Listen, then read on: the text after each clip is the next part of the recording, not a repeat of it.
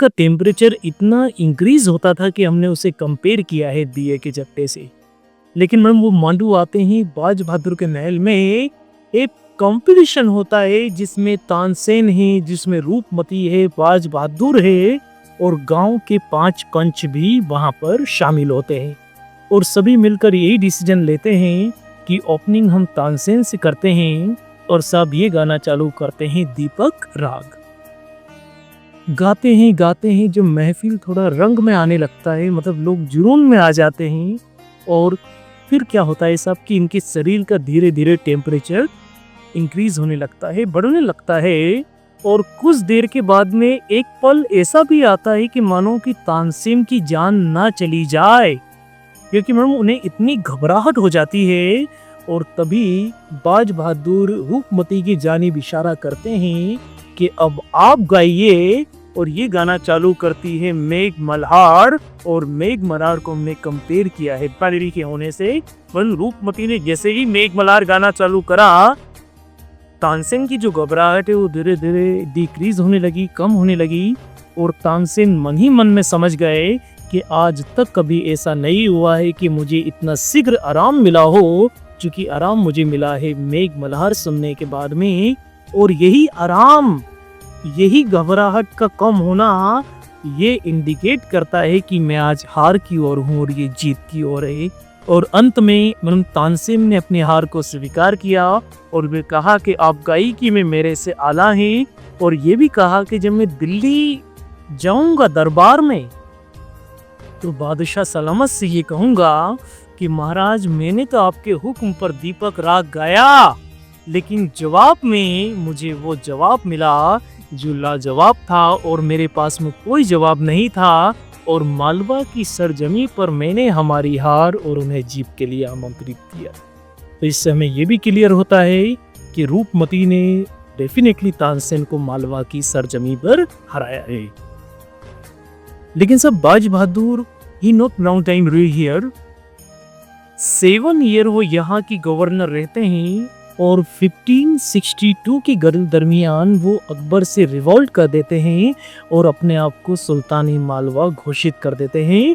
और जब अकबर को इस बात का पता चलता है कि मालवा हमारे हाथों से चला गया है, मालवा गया मतलब साउथ जाने के रास्ते बंद हो गए हमारे लिए।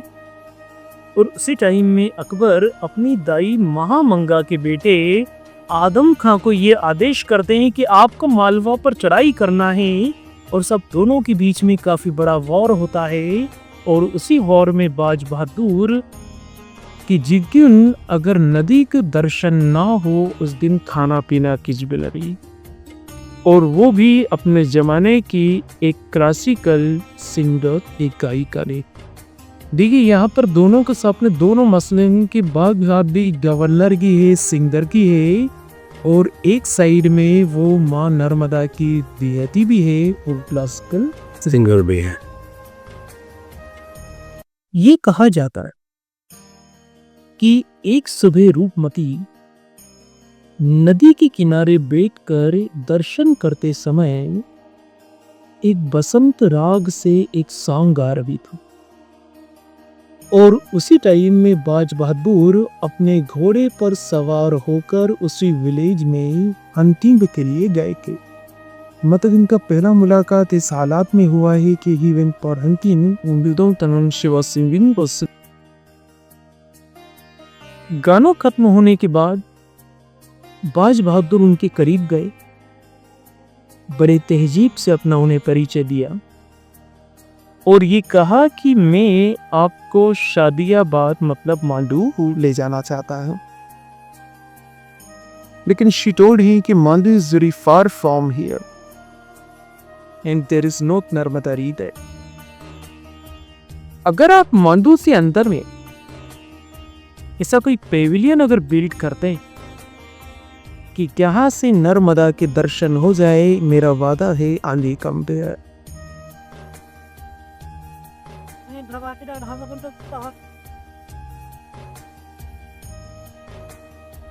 दिन बाज बहादुर कमबैक दी और बाज बहादुर ने मांडू आने के बाद में अपनी सेना को यह आदेश दिया कि 48 घंटे के अंदर मुझे इस एरिया में वो पॉइंट चाहिए कि जहाँ से नर्मदा दिख जाए, क्योंकि हम रूपमती के लिए यहाँ एक मंडप बनवाना कहते हैं।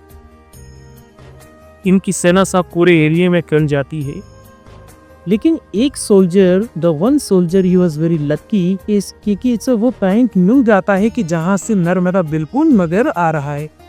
लेकिन का मसला ये है कि वो पॉइंट ऑलरेडी कैनल से बना हुआ होता है राजा भोज के समय को, कि वो सोल्जर बाज बहादुर के सामने जाके कहता है कि मैंने जगह तो ढूंढ दी है, लेकिन वहां पर कुछ ऐसा स्ट्रक्चर बना हुआ है जो राजा भोज के समय का है, क्या करवाना है, तोड़वा दे उसे। तो बाज बहादुर ये कहते हैं कि आप उसे मत तोड़वाइए, और हम ये चाहते हैं कि आप किसी पर 2 छतरियां बना दीजिए कि कल से जब रूपमती यहाँ आएगी तो हम उन्हें ये कह देंगे कि देखिए हमने आपके लिए कितना इतना बड़ा पैवेलियन बना। और मेरा ये आपसे कहना है कि रूपमती का जो पैवेलियन है वो 2 अलग अलग टाइम में बना हुआ है। उसका बॉटम ऑलरेडी पहले से बना हुआ था, और बने हुए पर ही बाज बहादुर ने 2 छतरियां बनवा दी, और ये रूपमती को कंफर्म कर दिया कि अब दर्शन हो जाएंगे। जन मांडू जाती। मांडू आने के बाद में उनका जो रहना है सर वो जहाज महल में था, और एवरी डे अपने घोड़े पर सवार होकर, मतलब इसी मार्ग से होते हुए वो अपने पैवेलियन पर नर्मदा के दर्शन के लिए, और दर्शन के बाद में बाज बहादुर का जो महल है वो रूप कभी पैवेलियन के नीचे ही बना है, क्योंकि सिंगिंग चेंबर उसी के अंदर बने। सो प्रे के लिए एट द पैवेलियन, सिंगिंग के लिए बाज बहादुर के महल में, बाकी उनका रहना जो है वो जहाज महल में था। सो हमें यहीं पर क्लियर होता है कि वो मात्र एक छतरी है जिसे रूपमती की शर्त पर बाज बहादुर ने बिल्ड करा। आगे आप सुन। फिर बाद में जब अकबर को उस बात का इन लोगों ने पता चला कि बाज बहादुर को मैंने जो जिम्मा दिया है वो अपनी जिम्मेदारी का बिल्कुल ध्यान नहीं दे रहे हैं, और आजकल वो गायब बन गए हैं, और उन्हें ये भी पता चला कि कोई खातून, मतलब कोई रूपमती करके एक लड़की, एक सिंगर मालती थी। अकबर ने रूपमती और बाज बहादुर दोनों को फतेहपुर सिकरी तलब किया, मतलब बुलवा। लेकिन सब रूपमती का सब्जेक्ट आप जानते हैं, because she was devotee of Narmada, और बाज बहादुर का सब्जेक्ट था रूपमती का गाना प्रतिदिन सुनना। मतलब ये नर्मदा मैया की डिवोटी है और ये डिवोटी है इनकी गाने की। तो रूपमती ने जाने से मना किया, साथ में बाज बहादुर ने भी अकबर के हुक्म की नाफरमानी करी और जाने से मना किया। फिर ये कहा जाता है कि अकबर ने तुरंत दिल्ली में सभा को बिठाया, और इस विभाग के जो मंत्री जो थे तानसेन, उनको ये अवगत करवाया और ये बताया कि आप बताइए कि रूपमती क्या गायकी में आपसे आला है। तो तानसेन कहते हैं साहब कि ये हो ही नहीं सकता है, क्योंकि मैं तो आपका 9 रत्न हूँ साहब, वो कैसे मेरे से आला हो सकती है। तो कभी अकबर ये कहते हैं कि आप मालवा जाइए और उन्हें परख कर आइए कि हमारे फरमान की क्यों नाफरमानी की गई है, क्योंकि हमारे बुलावे पर वो क्यों नहीं आए। सर पानसिंह के बारे में तरह तरह लेजेंड की कहता है कि दीपक राग गाते समय दिए जल जाते हैं, और ये तमाम चीजों।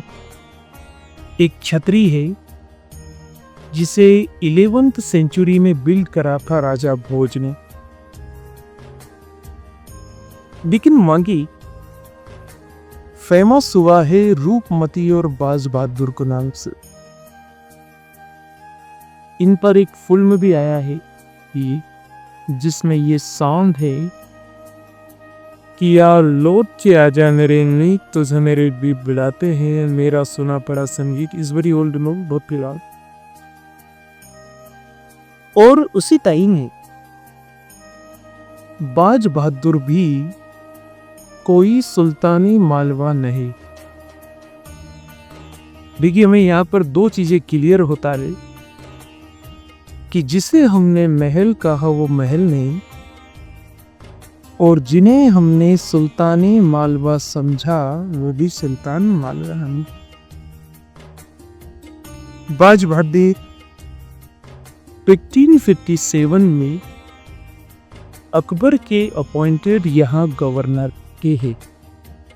मतलब अकबर ने एज ए सूबेदार इन्हें मालवा ने नीचे किया था, कौन किया था ये, क्योंकि मसला ये है से बाज बहादुर के जो फादर थे सुजावत खान, वो हुमायूं के अपॉइंटेड यहाँ गवर्नर थे। यानी कि अकबर को विरासत में सूबे मिले और बाज बहादुर को विरासत में सूबेदारी मिली थी, क्योंकि वो उनके फादर के बाद वहाँ काबिज रहे और ये इनके वालिद के बाद में मालवा के सत्ता में रहे थे। लेकिन बाज बहादुर अपने जमाने की वो सिंबरदी के और वो कवि भी। देखिए, governor plus singer plus Rupmati के बारे ये बताया जाता है कि मांडू आने से पहले उनका जो रहना है वो धर्मपुरी में था। इतनी धर्मपुरी एक गांव है जो 25 किलोमीटर मांडू से फार है, जो 375 मीटर मांडू से डाउन है, जो along of the Narmada river है, नर्मदा की तट पर। उनका जन्म एक नॉर्मल फैमिली में हुआ था, लेकिन बचपने से वो नर्मदा की बहुत बड़ी डिवोटी थी, तकरी सबसे बड़ी डिवोटी थी। साजापुर करके विलेज आता है और वहीं पर बाज बहादुर की डेथ हो जाती है। तो अगर आपका ये प्रश्न हो कि बाज बहादुर का तुम कहाँ पर है, तो मेरा आंसर यही होगा कि आज भी उनका जो मकबरा है वो उज्जैन के नियर में साजापुर करके विलेज आता है और वहीं पर एक ही कब्र बनी है। क्योंकि उनका इंतकाल वहीं पर हुआ, उन्होंने बरीद भी दफन वहीं पर किया गया था। आफ्टर बाजपा Adham Khan became governor of this area. जब आदम खान को ये पता चलता है कि रूपमती नाम की 23 सिंगर जहाज महल में रहती है, सो वंस ही वेंट जहाज महल और रूपमती से मिलकर ये कहते हैं कि मैं आपसे शादी करना चाहता। क्योंकि सब रूपमती ने साफ लफ्जों में मना करती है, दिन फिर भी वो एक भी नहीं होते हैं। और तब जाकर रूपमती उन्हें अपने बारे में बताती है कि मैं जिस कम्युनिटी से बिलोंग करती हूँ, हम राजस्थानी हैं और हमारे जो कल्चर है इसमें शादियाँ बचपने में हो जाती है और मेरी शादी ऑलरेडी बचपन में हो चुकी है। देखिए साहब, हमें यहीं पर क्लियर होता है कि रूपमती और बाज बहादुर का शादी नहीं हुआ था और बाज बहादुर को ये मालूम था कि शी इज ऑलरेडी मैरिड, इसलिए बाज बहादुर ने कभी ये नहीं कहा कि मैं आपसे शादी करूंगा। और जीवित अवस्था में शी लिव एट द जहाज महल और बाज बहादुर का जो रहना है वो रूपमती पेविलियन के नीचे उनका रहना वहीं पर था। इतना सुनने के बाद भी आदम खान एगी यही होते हैं। तब रूपमती राजस्थानी भाषा में, जिसे थोड़ी मालवी है, थोड़ी गुजराती है, इसमें एक गीत उनके सामने गाती है और उसकी कुछ कड़ियां हैं जो इस प्रकार है, आप गौर फरमाइए।